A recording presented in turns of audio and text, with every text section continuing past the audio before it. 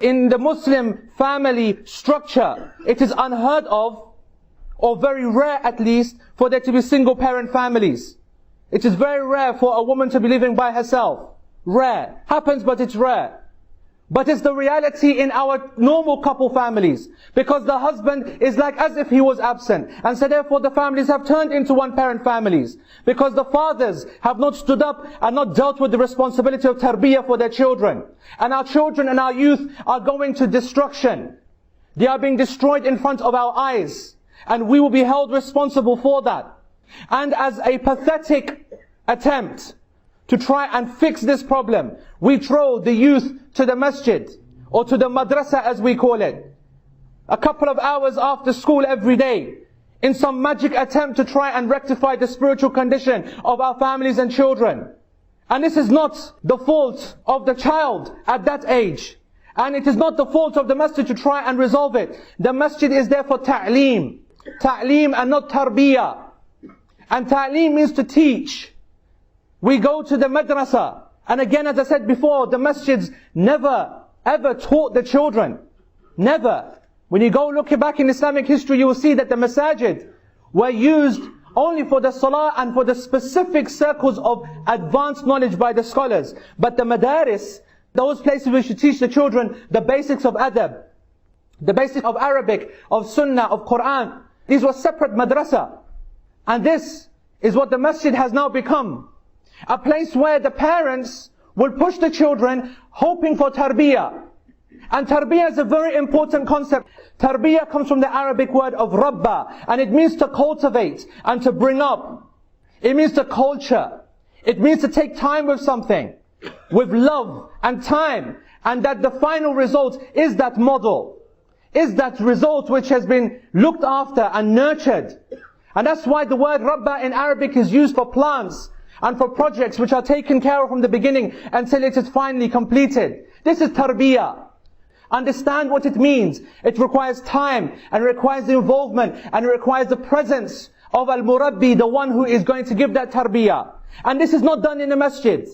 This is not done by the muallim, because all the muallim, the teacher, can do is to give ta'aleem, just pass on knowledge. But passing on knowledge is like putting data into a child's head. If the child does not understand the system and the adab of the system, and does not know how to behave, that knowledge, what difference will it make to that child? How is it possible that parents are complaining about the lack of youth activities and the lack of programs for their 14, 15, 16-year-old children, when for the first 10 years they have neglected their childhood completely? What miracle are they expecting to a child who has no interest in Islam and its sciences and its system and its adab, that suddenly at 11 and 12 and onward into the teenage years, it is suddenly going to be some incredible transformation? What is this ummah thinking of? And this is a wake-up call for all parents, that their absence from their children, and they're making the dunya first in front of them, choosing their work over their family, choosing the dunya over their family, choosing money and position and employment over their family, choosing their own desires, wanting to do something for their own selves as opposed to spending time with the family. This prioritization will lead to the destruction of the youth of our community. Because no matter what the masajid do, no matter how many volunteers give up their time, and that's what they do, they're volunteers, to try and provide services from the masjid, whether sports activities or other activities, in a desperate attempt to try and save your children. They can only do so much, their hands are tied. Because it requires the parental involvement from the beginning. It requires their love and their attention. And the reason it's not done is because it's not easy.